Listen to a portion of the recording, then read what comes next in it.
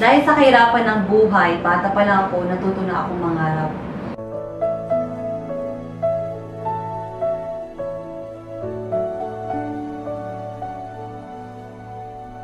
Naalala ko, 5 years old pa lang ako noon, nagbebenta na ako ng mais. Pati nung nag-aaral ako, nung elementary hanggang pagtapos ko ng college, tuwing Sabado at Linggo, pupunta ako sa mga palengke para lang magbenta ng mais o mga prutas. Kailangan kong gawin kasi para meron akong pamasahe, para meron akong allowance sa school. And I'm so thankful na dahil nga doon nakapagtapos talaga ako ng pag-aaral ko sa kolehiyo. Nung pag-graduate ko, sa sobrang gigil ko na magkaroon ng trabaho, lumuwas ako ng Manila para maghanap ng trabaho. And nakakatuwa, nakahanap naman ako. But then, sobrang na-disappoint ako kasi hindi ako nakapagpadala sa bahay. Kahit 500 pesos na para lang pambili nila ng kahit grocery man lang, hindi ko mapadala kasi sobrang liit ng sahod ko. Yun, na-realize ko na kung itong gagawin ko habang buhay, sabi ko, paano na yung pangarap ko sa pamilya ko? So, nag-decide ako na why not mag-abroad na lang. Kung ganito rin lang na maghihirap ako sa Pilipinas at sobrang konti pa yung sahod ko, why not mag-abroad?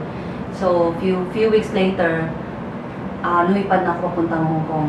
Pagdating ko sa Hong Kong, sobrang excited. Pero sa kabila ng pag-excited ko, sobrang nalulungkot naman ako kasi yun nga, first time ko malayo sa pamilya ko. Hindi ganun kadali. Pero dahil sa sobrang laki ng pangarap ko sa pamilya ko, sabi ko, hindi ko iindahin kung anumang hirap, anong mararanasan ko dito sa Hong Kong, sabi ko that time. Nung nandun ako sa bahay ng amo ko, hindi sila ganun kabait. Meron pa yung time na hindi ako pinapakain. As in, halos ayaw kanilang pakainin. At that time, I feel like, parang, ito ba yung buhay natin? Ito ba talaga yung buhay na para sa akin? Yung kailangan ko maghirap ng ganito, kailangan akong tatuhin ng ganito. Pero sabi ko, kaya ko to. I know in my heart na there's something great na mangyayari sa buhay ko, pero hindi ko alam kung ano yun. And then, I decided na maghanap na lang ako ng ibang amo. Unfortunately, hindi ako nakahanap. So, umuwi ako ng Pilipinas. Nung nasa Pilipinas na ako, nag-decide ako na mag-aral na lang ng caregiver para sabi ko, punta na ako ng Canada. And then, nakakatawa, after caregiver, supposedly, yun nga, mag-apply na ako ng Canada. But then, along the way, dumating naman ang In Global sa buhay ko. Actually, ang nag-invite sa akin yung kuya ko. Halos araw-araw niya akong ini-invite. Eh, ang lagi ko lang sinasagot sa kanya, kuya, ikaw na lang, mauna ka na, hindi ko din niya yan, hindi para sa akin yan, mag-abroad na lang ako. Ganun lagi kong sinasagot sa kanya. Until such time, pumayag ako na mag-attend ng seminar.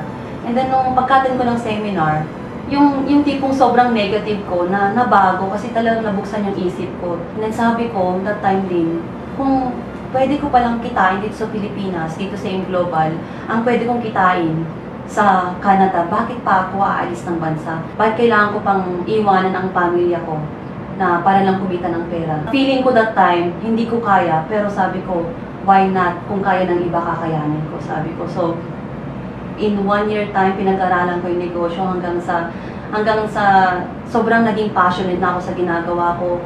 Yung dating mahihain na Christina, unti-unti nawawala yung pagkamahihain niya. After 2 years of doing In Global, I was able to hit my first million.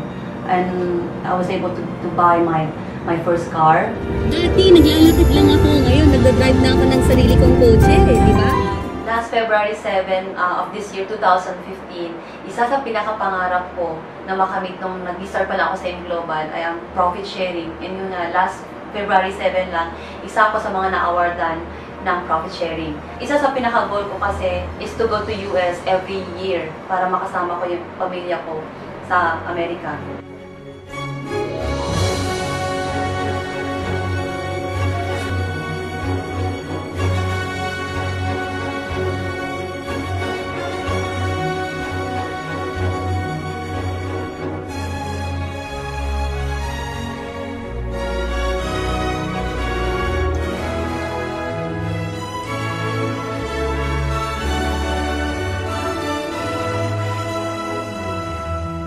Nung nasa US kami, I was so surprised na isa sa pinakamalaking blessing na nangyari sa buhay ko yung ang buhay ko i-feature sa isang entrepreneur magazine. I feel so blessed na lahat ng pangarap ko na nag-umpisa pa lang ako. Unti-unti kong nakamit.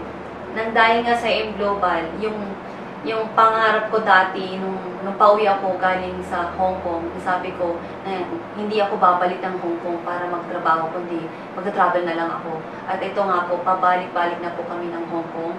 At by next week po, babalik na naman akong Hong Kong, kasama ko pa ang asawa ko. Ngayon, hindi lang Hong Kong ang napuntahan ko, pumunta na rin kami ng Malaysia, ng Indonesia, ng Singapore, at buong Pilipinas na po, naiikot na rin po namin ng dahil po sa Global. I feel so blessed na hindi lang ako yung nabagong buhay, kundi kasama ko buong pamilya ko. 5 kayo magkakapatid na ginagawa itong business na to. And lahat ng pinangarap namin, nag-umpisa pa lang kami sa Global, unti-unti naming nararating.